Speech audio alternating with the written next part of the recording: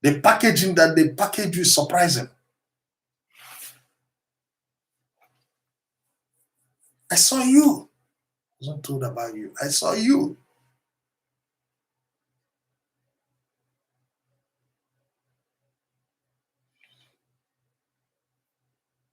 So please, please, fellow countrymen and women, I think we can't continue to keep quiet, especially diasporans. We can't continue to keep quiet. It's high time we start speaking up. It's high time we start telling people. It's high time people got to know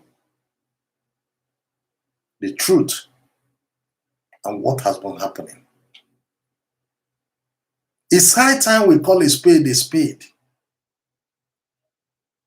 Because if you continue to say, let it be, I don't want their problem, I don't want, let me tell you, whether you want their problem, you don't want their problem, the problem is there because the money you're sending home to sustain your loved ones is not enough and will never be enough for them. So invariably, you are spending more to sustain them under an evil regime that has no conscience and do not plan to have one.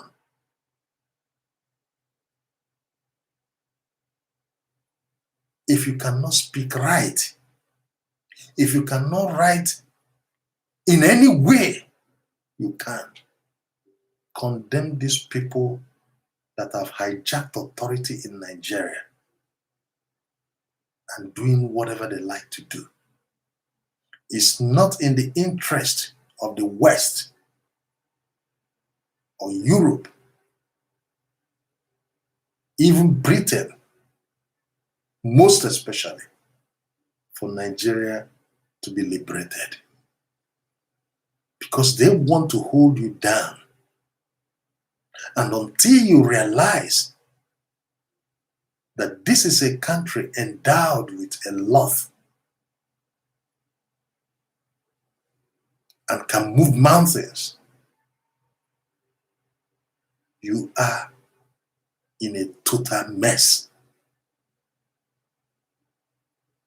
Thank you, everyone. And have a very beautiful day. Until I meet you again. Thank you. We keep discussing Nigeria. I believe that Nigeria deserves better. And you and I can make it.